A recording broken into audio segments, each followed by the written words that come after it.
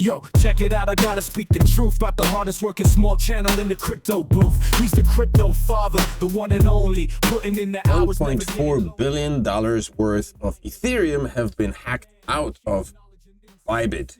A hack that some call the biggest one in history of cryptocurrencies. That's on today's video. But first, let's have a look at the crypto market and, of course, at the Bitcoin charts. We're at $3.2 trillion. There's a bit of a retracement. That most likely has something to do with the hack and, fear of losing out. Rightly so. I keep saying, store your crypto on a wallet. Don't keep it on exchanges, because this is the second one within the past 2 weeks that has been hacked. First was Zilliqa, now it's ByBit, and ByBit was a big one, and I mean, is a big one. You got Bitcoin sitting at $95,000, which is not a bad price tag. Ethereum at $2.7 thousand. That's a slight pump, 4.8% on the 7-day. Ethereum has been hovering at about $2,500 for a while now, so it's nice to see it pump finally. Solana at $167. Cardano, 76 cents. Sui's released a handheld gaming device recently. It was reviewed by Son of a Tech compared to a Steam device, and I think his verdict was not that great. I don't think he was in favor of Sui over the Steam handheld device. So, and Litecoin at $128. Looking at the Bitcoin chart, we are seeing Bitcoin has pumped to $98,000. It touched the resistance line here and it retraced back down to this falling line here, to the triangle. It's right outside this triangle, so we'll see where it's going to go from here, but again, it remains within this channel here. $103 million worth of crypto liquidations from Bitcoin and ETH. This is on top of the $1.4 billion worth of hack that transpired on ByBit, and we're probably seeing these liquidations due to the fact that the hack occurred and then people started withdrawing their crypto, which pushed the price down, and so caused these liquidations on these long trades that were open. According to CoinGlass, about 117,000 traders were liquidated, leading to a total liquidation of $305 million at this time. The most significant single liquidation, ETH USDT, happened on the trading cryptocurrency exchange Binance, valued at $12.01 million. Current liquidation figures for Bitcoin and Ethereum: out of 308 million recorded, 216 million came from long traders, as expected, when Ethereum retraced on the news of the hack, and leaving short traders with a liquidation worth of 89,000 or 89 million rather. 84 million worth of Bitcoin was liquidated, 76 million in ETH, 11 million in Dogecoin, and 10 million in Solana. Mass liquidations happening left and right. ByBit released blacklisted wallets API to aid recovery program. So they're trying to recover. Of course, they can't really recover any of the hijacked Ethereum, but there has been a mass inflow of Ethereum from other exchanges and other entities in order to support ByBit from collapsing. ByBit is right now offering a bounty of up to 10% of the stolen funds for white hat hackers who successfully recover crypto from the Lazarus group. 10% is like $140 million out of the 1.4 billion. So that's a massive amount. The ByBit exchange released a blacklisted wallet application program interface on February 23rd, following the recent Lazarus group hack that drained the centralized exchange of over 1.4 billion in crypto. According to the announcement, the blacklist will assist white hackers attempting to recover the funds as part of ByBit's bounty program and will be updated periodically to combat emerging threats. The announcement of the bounty program is part of a broader effort to recover the stolen funds, which Ben Zhu revealed introduced working with law enforcement officials in Singapore and discussing potential solutions with the Ethereum Foundation. Some people are calling for a rollback to the Ethereum blockchain network to an earlier state before February 21st. Cybersecurity breach amplified on social media. This is what happened when Ethereum was first launched. I'm not sure if you're aware, but this is why we have Ethereum Classic. when Ethereum first launched, it was hacked for a massive amount on the DAO, I believe that it had. And so the Vitalik and his peeps decided to roll back the blockchain to the point before the hack, so the blockchain would split. And so that's why we have Ethereum Classic. And the Ethereum that you see right now, I mean, this is, or the one that you saw prior to it becoming proof of work, proof of stake, was actually the second version of Ethereum. So now we're looking at a similar scenario. They're asking to roll back Ethereum to the point before the hack, which would mean there would be another blockchain of Ethereum, and the Ethereum that you are using right now would probably be abandoned. But if that occurred, then of course there would be another airdrop for everybody holding Ethereum right now. There would be a second airdrop, so you'd basically have twice as much Ethereum if that were to transpire. However, Ethereum core developer Tim Bako pushed back against the idea, calling it technically infeasible to roll back the blockchain network in this particular case.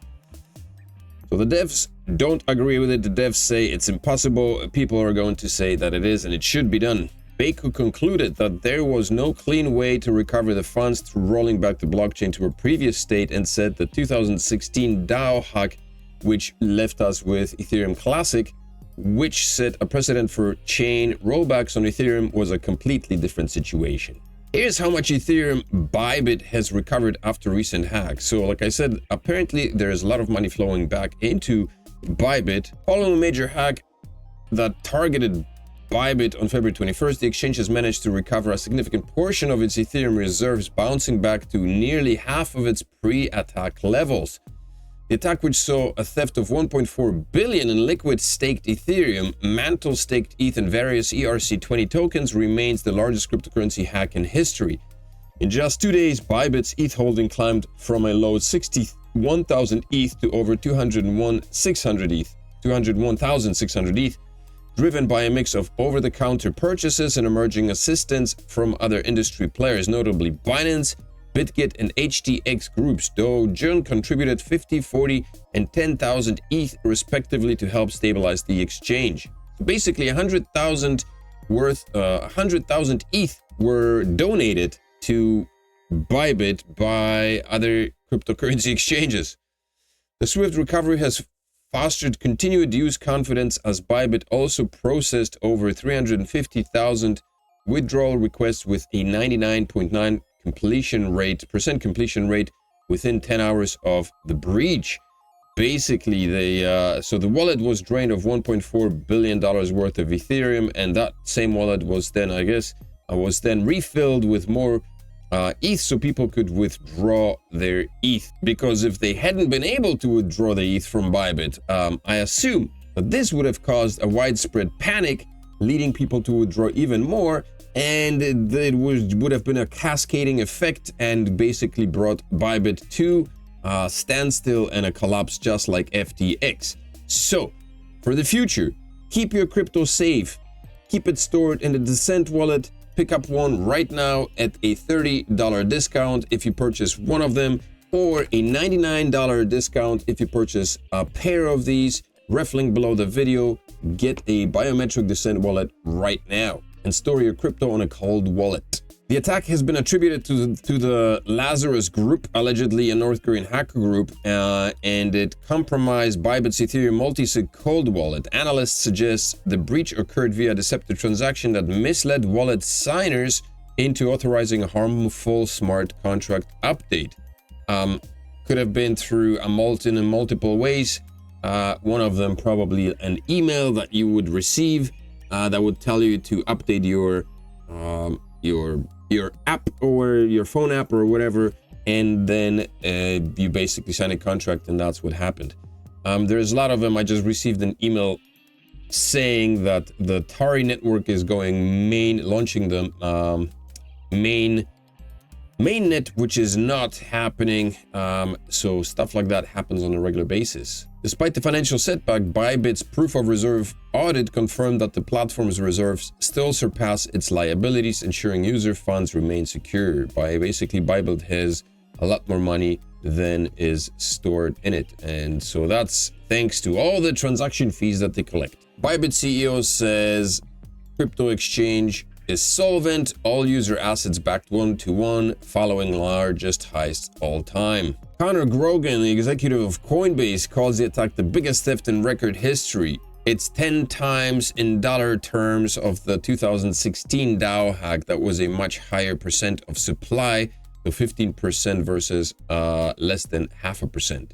12 hours from the worst hack in history, all withdrawals have been processed. Our withdrawal system is now fully back to normal pace. You can withdraw your amount and experience no delays. So there you go. ByBit is back on track. But of course, there's plenty of people who want to see a hard fork happening because, like I said, if a hard fork does occur, people would be receiving twice as much Ethereum in their wallets. So that would be nice. I mean, whatever ETH you are holding, you'd be getting the same amount of ETH on the new blockchain. So of course, everybody wants to see a rollback because this provides a perfect opportunity for that. And of course, this would nullify the value of the hacked Ethereum, because the Ethereum that you're holding now would become a secondary blockchain, and the new blockchain, the forked blockchain, would become the main one. So a hard fork would kill two birds with one stone. It would return funds to the stolen funds, and of course it would diminish the overall value of the hacked Ethereum. So those guys would have to act very quickly and try to offload $1.4 billion worth of Ethereum before the hard fork occurred, which could also help probably with locating where that Ethereum went. Of course, there are problems with rolling back the chain. If Ethereum tries to initiate a hard fork, it would mean tampering with the transaction history to delete the stolen funds from the hacker's wallet. Notably, this is not uncommon, as Ethereum previously did this in 2016. Nevertheless, many have pointed out that doing it again could raise serious concerns about Ethereum's credibility. Critics argue that if transactions can be reversed, Ethereum is not genuinely decentralized. For example, crypto analyst Will Reeves states, the ability to roll back the chain is a critical feature of Ethereum. There is no better time or way to demonstrate this key differentiation to keep faith in the ecosystem. Still, others suggest that it is proof that Ethereum functions more like a conventional financial system where a select few make decisions. Meanwhile, a known Bitcoin maximalist, Samson Moe, has been vocal about rolling back the chain. In a series of posts since the incident happened, he has been pushing for rollback. He posted, "I fully support rolling back Ethereum so the stolen ETH can be returned to ByBit." But also, that'll render Ethereum less credible and Bitcoin becomes the ultimate king, because stuff like that could never happen on Bitcoin. And of course, Ethereum finds itself in a bad position. Ethereum is toast. They can roll back the chain and destroy what is left of the decentralization claim, or allow North Korea bad actors to keep 1.4 billion of ETH and unleash an eternal internal battle. The decision could have legal consequences. If Ethereum allows the hackers to keep the funds, regulators like the US Treasury's Office of Foreign Assets Control might intervene given the alleged ties to North Korea. And that would be problematic, of course. If Vitalik and the Ethereum Foundation do not push through a hard fork to defund these North Korean hackers, they need to be held responsible for aiding and abiding global terrorism. So that is a pretty big placard to hang on somebody's neck. So Vitalik's must be finding himself in a pretty tough position. On one hand, he's looking at tarnishing the idea of decentralization, of Ethereum's decentralization, by rolling back the blockchain. But on the other hand, he's facing persecution and possibly serious repercussions by being labeled as aiding and abetting global terrorism. That would not be good. And I think this is not looking good for Ethereum, to be quite honest. Bad for Ethereum. This could spell good news for Solana and other blockchains, the Ethereum killers. The repercussions and the ripple effect from this could be enormous. I guess in the upcoming weeks we'll see, and months we'll see, whether a lot of projects have decided to remain with Ethereum or whether they're going to begin moving off Ethereum and onto other blockchains. That's going to be an interesting sight to behold. We could face a mass exodus of a lot of projects leaving Ethereum. A viral post by an ex-user summarized the dilemma. Vitalik announced that the ETH Foundation will vote tonight on a chain rollback or deleting the hackers' ETH supply from circulation. Let's make communism great again. Now, if Ethereum rolls back, it risks losing trust. It may face regulatory action and the community's wrath if it does nothing.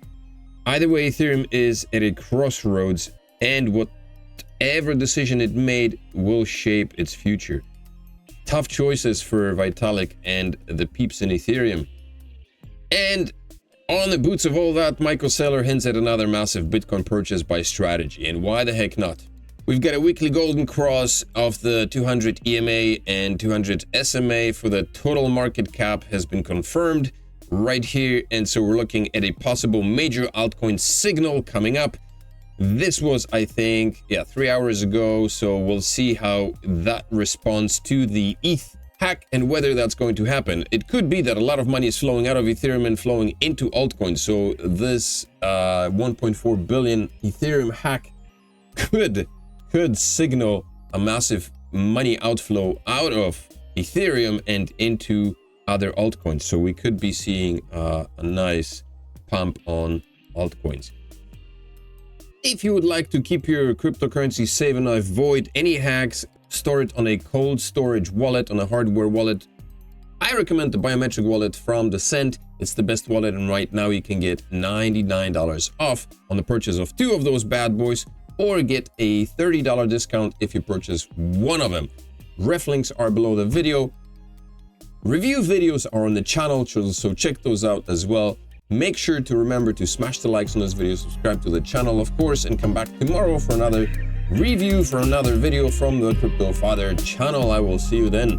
Have a fantastic Monday. Enjoy the rest of the day. Peace.